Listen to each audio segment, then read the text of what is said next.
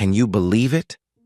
The most powerful man in ensuring police integrity, the head of the Internal Affairs Department that every officer feared, was handcuffed and humiliated by two lowly policemen in the middle of a crowded airport just because of the color of his skin.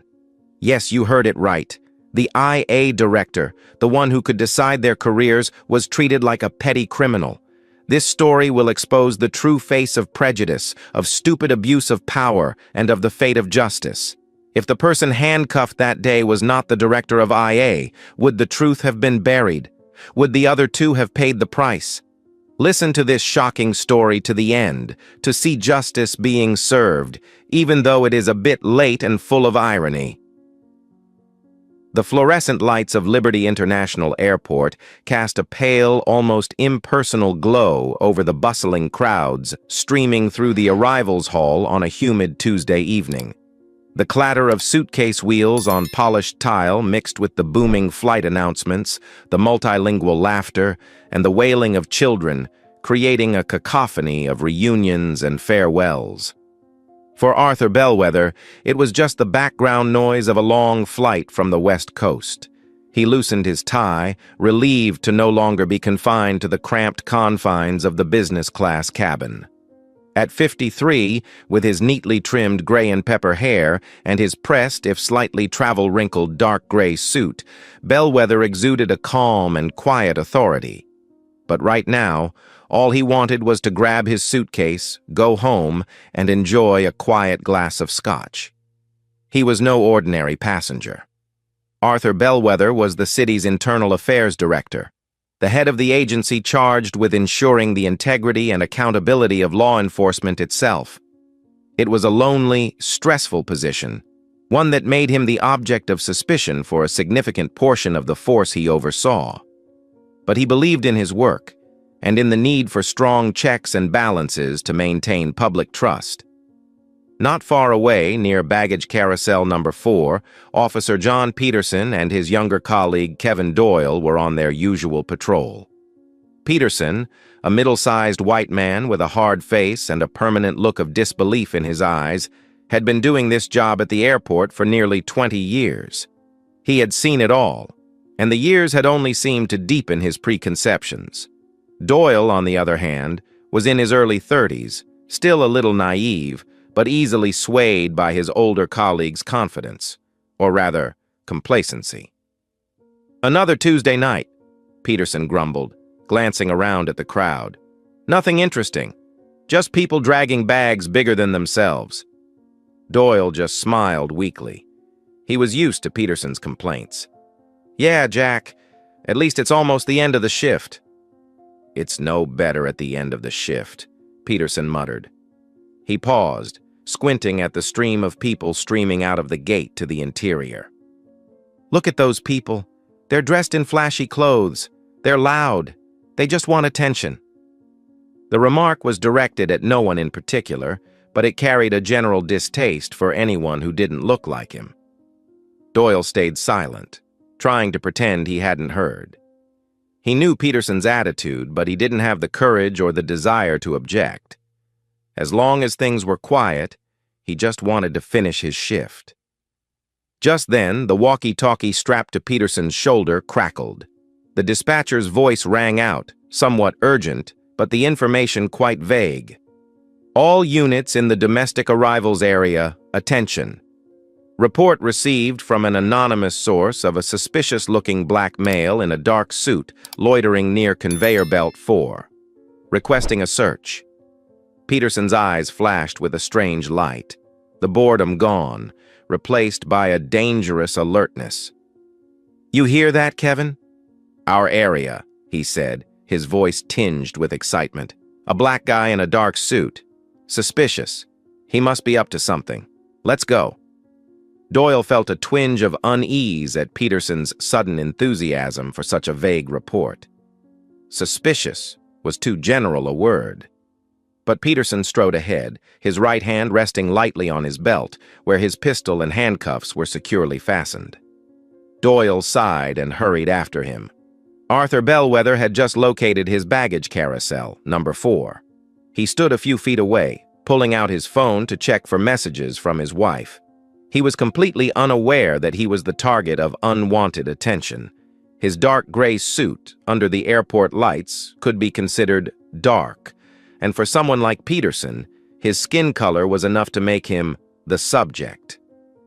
Peterson and Doyle marched straight toward Bellwether, Peterson's commanding presence cutting through the crowd. Doyle followed, trying to imitate his older brother's toughness. "Excuse me, sir," Peterson said, his tone cold and disrespectful. He stood directly in front of Bellwether, forcing him to look up from his phone. Bellwether raised an eyebrow, slightly surprised but still polite. "What is it, officer?" He glanced at the badge on Peterson's chest, then at Doyle, who was standing a foot away looking a little nervous. "We need to talk to you," Peterson continued, not answering Bellwether's question. "What are you doing in this area?" "I just got off the plane," Bellwether replied, his voice flat. "Waiting for my luggage like everyone else." He glanced around at the passengers waiting impatiently on the conveyor belt. "Is there a problem?"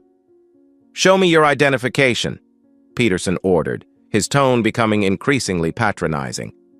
"We have a report of a man with your characteristics acting suspiciously."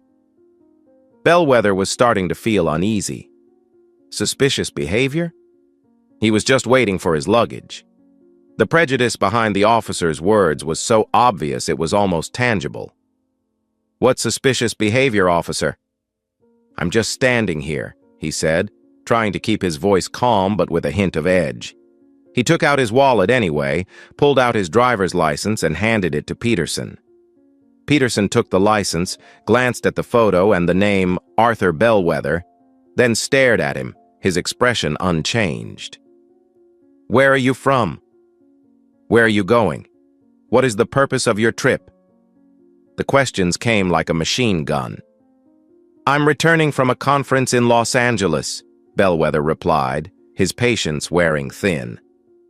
"Officer, do I have a right to know why I'm being stopped and questioned like this?" Bellwether's tone, while still polite, seemed to irritate Peterson. "Oh, now you're demanding your rights?" Peterson sneered. "Look, I don't have time for this. Someone reported you suspicious and you look suspicious to me. Maybe you're transporting something or waiting for a partner." Peterson's tone became increasingly accusatory and racially charged. "You kind of people," he said in a low whisper, but loud enough for Bellwether to hear, "always seem to be hiding something." A hot anger began to rise in Bellwether's chest. He was the director of internal affairs, a man who had spent his career fighting this very kind of behavior from within the force, and now he was the victim of it. The irony was bitter. "Officer Peterson," he said, his voice hard, emphasizing the name on his badge. "Your attitude and language were completely inappropriate and prejudicial. I demand to speak to your superior officer immediately." The request was like adding fuel to the fire. For Peterson, it was a direct challenge to his authority right in front of his younger colleagues and the curious onlookers. His face turned red. "A request from a superior? Who do you think you are? You're obstructing a law enforcement officer." He turned to Doyle, who was standing stock still, his face pale with tension. "Kevin, handcuff him.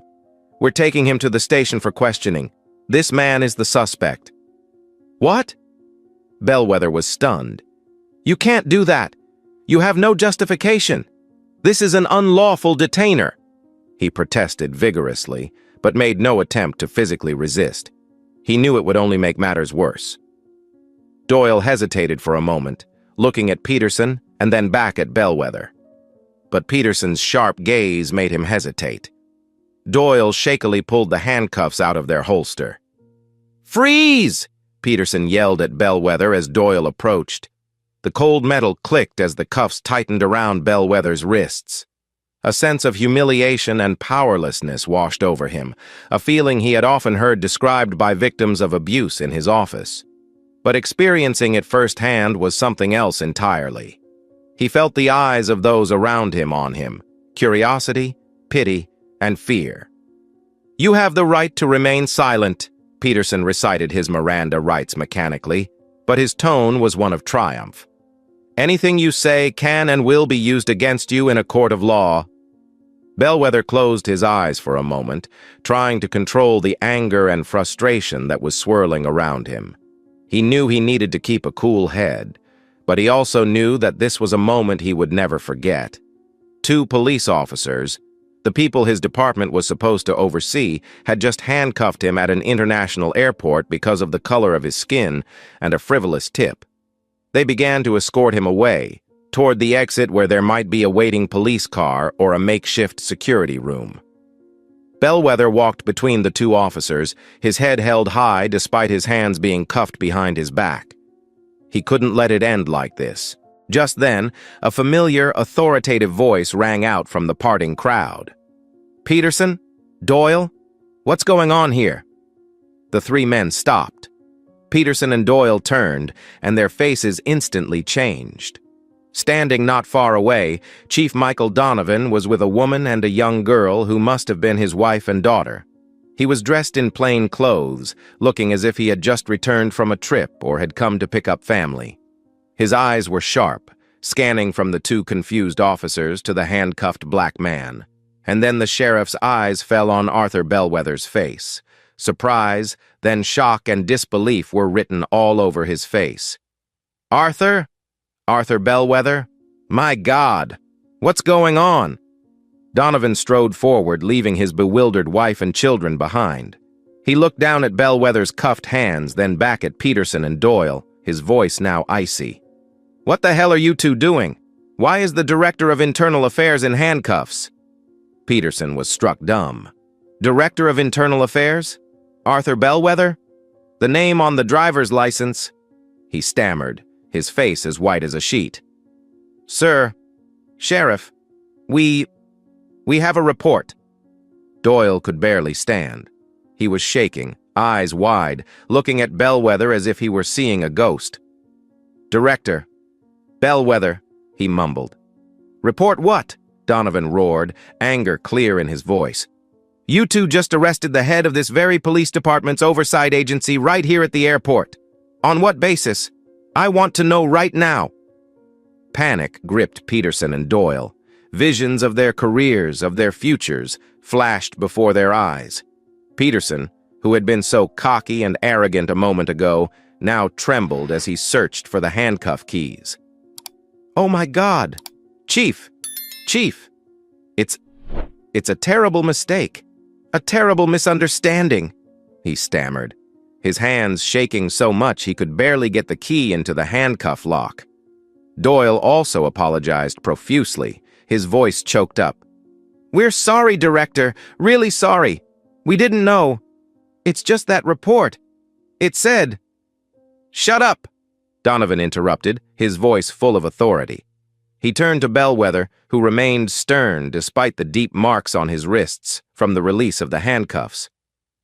"Arthur, are you okay?" Bellwether rubbed his wrists, looking the two officers who were cowering in fear in the eyes. "I'm fine, Mike," he said, his voice calm but forceful. "But these two officers are not fine. They have just demonstrated unacceptable abuse of power and discrimination." Donovan nodded, his face hard. He turned to Peterson and Doyle. "You two," he said slowly, each word like a hammer blow. "Immediately turn in your badges and weapons. You are suspended indefinitely, pending a full investigation. Leave this place immediately. And don't say another word." The devastation was evident on Peterson and Doyle's faces as they shakily removed their badges and surrendered their weapons to a senior officer whom Donovan had radioed. They slunk away like criminals, under the gaze of the Chief of Police, the Director of Internal Affairs, and the still shocked crowd of passengers. Donovan turned back to Bellwether, his voice soft, but still filled with concern and anger. "Arthur, I'm really sorry about this. It's unbelievable. We'll get this sorted out. I promise you." He motioned for his assistant, who had also just arrived, to help Bellwether retrieve his luggage and leave the airport as discreetly as possible. Arthur Bellwether nodded. He knew this was just the beginning. As a victim, but also the head of the IA, he knew exactly what the next step would be. A full-scale internal investigation would be conducted. While he would have to recuse himself from directly leading this particular investigation to ensure objectivity, he knew that the department and the city would be watching every step of the way. The marks on his wrists might fade, but the scars this incident left on trust in law enforcement would take much longer to heal. This internal confrontation had exposed an ugly truth, and it was now his and Chief Donovan's responsibility to face it and deal with it thoroughly. The next few days were a whirlwind of procedure and investigation. Sheriff Donovan, true to his word, had assigned a special investigative team from outside Peterson and Doyle's department, reporting directly to a senior deputy chief, assistant, who would then report to Donovan himself and inform Bellwether as the victim and head of IA, though he had formally removed himself from direct command of the case. The irony of the situation, Internal Affairs investigating a case in which its own director had been a victim, was not lost on him. It added to the pressure for a transparent, uncompromising investigation. The team of investigators, a seasoned Asian female detective and a sharp young African-American male lieutenant, began their work systematically. They reviewed airport security cameras and interviewed witnesses, passengers and airport employees who had seen Peterson and Doyle's behavior. Their accounts were consistent. Arthur Bellwether had done nothing suspicious, simply waiting for his luggage. It was Officer Peterson's aggressive, condescending attitude and inappropriate language that had caught their attention. The interview with Arthur Bellwether took place in a neutral location, not an IA office. He recounted the incident in detail and objectivity, focusing on the actions and words of the two officers, as well as his feelings of being treated unfairly and humiliated because of the color of his skin. He emphasized, "If I had not been the person the chief happened to recognize, what would have happened? Would I have been taken to the station, falsely accused? Would anyone have believed me? This is not just about me. It is about all the other citizens who can be victims of this kind of prejudice and abuse of power every day." The interviews with Peterson and Doyle were separate and much more tense. Peterson initially tried to stick to the following procedure and suspicious tip story. He blamed the vagueness of the dispatcher's tip, which was later determined to have been a prank call that should have been more thoroughly investigated before being broadcast. When pressed about the specific statements the witnesses heard, Peterson deflected, claiming they were misunderstandings or misinterpretations under stress. However, his defensiveness and inconsistencies in his testimony became increasingly apparent. Doyle was the complete opposite. Confronted by investigators, without Peterson by his side, his fear and remorse were evident. Doyle admitted to feeling uncomfortable with the way Peterson approached and questioned Bellwether. He admitted to hearing inappropriate comments from Peterson. He admitted that the arrest was unfounded beyond Peterson's assertions. Doyle attempted to downplay his role, saying he was merely following orders from a superior officer and did not dare to object. Still, Doyle's testimony dealt a severe blow to Peterson's defense. More importantly, the investigation dug into the service records of the two officers. Doyle's was relatively clean, aside from a few minor reprimands for paperwork, but Peterson's was a different story. Numerous informal and a few formal complaints about his bossy demeanor, inappropriate language, and especially targeting of minorities had been documented over the course of his nearly 20-year career. Most of these incidents were resolved at the supervisory level with minor warnings or reprimands, or were dismissed for lack of evidence or insufficient basis. But taken together, they painted an alarming picture of a pattern of repeated negative behavior, a ticking time bomb, and the Bellwether incident was the trigger. The investigation was presented to Sheriff Donovan. The evidence was overwhelming. Peterson had acted on racial bias, abused his authority, made offensive statements, and made an unlawful arrest. Doyle, though less proactive, was complicit and failed to intervene, violating his duty to protect civil rights. A few weeks after the incident, Peterson and Doyle were summoned to headquarters. They were met not by Chief Donovan, but by the deputy chief in charge of investigations, along with representatives from the department's legal department. The announcement was cold and decisive. As a result of a thorough investigation, both men were terminated from the city police department for serious violations of the code of conduct, abuse of power, discrimination, and serious damage to the reputation of the department. Peterson responded with a furious outburst. He pounded the table, denounced the system as corrupt, politically driven, and blamed Bellwether for using his power for revenge. He screamed that he was just doing his job, that the city was becoming soft on crime. He was eventually escorted out of the building, angry and bitter. Doyle was devastated. He burst into tears, begging for a second chance, saying he was young, had his whole career ahead of him, that he had learned his lesson. But the decision had been made. There were no second chances for such behavior, especially when it came to the head of internal oversight. Doyle left in silence, tears streaming down his face, his future uncertain.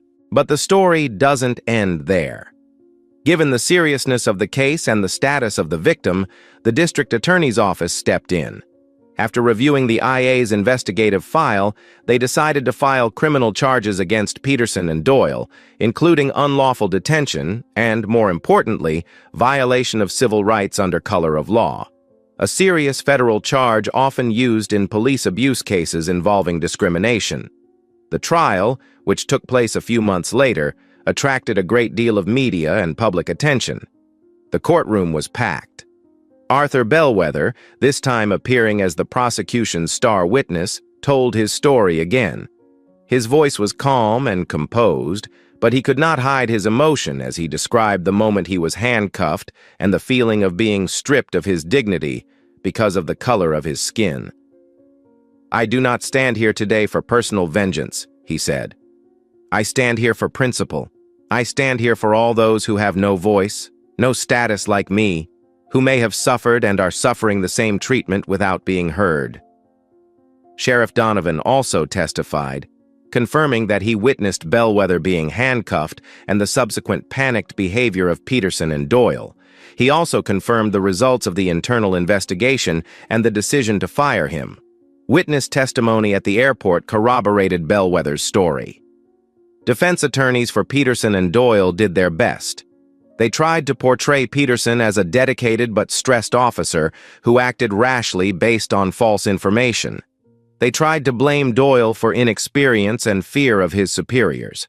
They tried to argue that there was no clear evidence of intentional racial bias, that it was just an unfortunate error in judgment. Bellwether's cross-examination was quite aggressive, with attorneys trying to suggest that he was being overly sensitive or misinterpreting the situation. But Bellwether stuck to his guns, pointing to Peterson's specific words and actions as undeniable evidence of prejudice. Peterson in court remained defiant, continuing to defend his actions and denying all accusations of racism. Doyle was more apologetic, but his testimony was full of contradictions, trying to minimize his own responsibility. In her closing argument, the prosecutor put together a powerful case.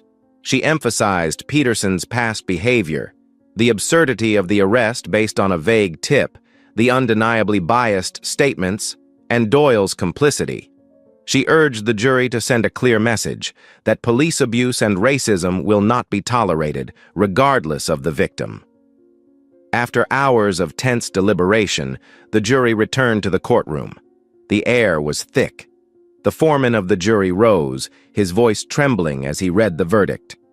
"To the defendant, John Peterson, on the charge of unlawful detention, we find guilty. To the charge of violating civil rights under color of law, we find guilty." Silence fell over the courtroom as the same verdict was read to Kevin Doyle. Peterson was stunned, his already red face pale. Doyle dropped his head to the table, his shoulders shaking. Arthur Bellwether let out a long breath, his eyes closing for a moment. There was no joy, only a heavy sense of justice served, but the price had been too great. A few weeks later, the sentencing hearing took place. The judge, an older woman with a stern face, read the verdict in sharp words. She spoke of the betrayal of public trust, of the devastating impact of racism when it creeps into the very people whose job it is to protect all citizens fairly. She emphasized that the defendants' status as victims made their actions more serious, but their guilt was the same regardless of who the victim was. Finally, she handed down the verdict. John Peterson was sentenced to 6 years in prison, and Kevin Doyle to 4. Sobs rang out from the family seats of the 2 former officers.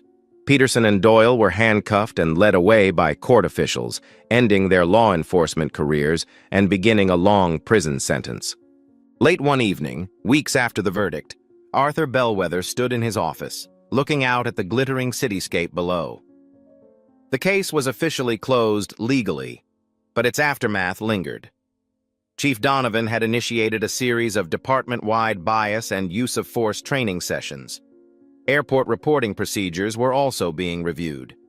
But Bellwether knew that changing the culture of a large organization was a long and challenging process. He poured himself a glass of scotch, something he'd been craving since that fateful night at the airport. The smoky taste spread in his mouth, but it didn't bring the relief he'd hoped for. He thought about Peterson and Doyle, about the years they would spend in prison. He didn't gloat, just felt a deep sadness for all that had been lost: his career, his freedom, and most importantly, his faith. His case created a small earthquake that forced the system to act. But he couldn't help but think of how many others, people who weren't internal affairs directors, people who didn't have a chief of police who happened to come to their rescue, people whose stories might have been buried in silence or dismissed for lack of evidence. The fight against bigotry and abuse of power is long. This case is a small victory for justice, but it is also a painful reminder of how much work remains. Arthur Bellwether took another sip of scotch, his gaze fixed on the city. His work is not over. It has only just begun. Thank you for taking the time to listen to this story. If you like this content, please click like and subscribe to the channel so you don't miss the next meaningful stories, because tomorrow we will have another meaningful story for you.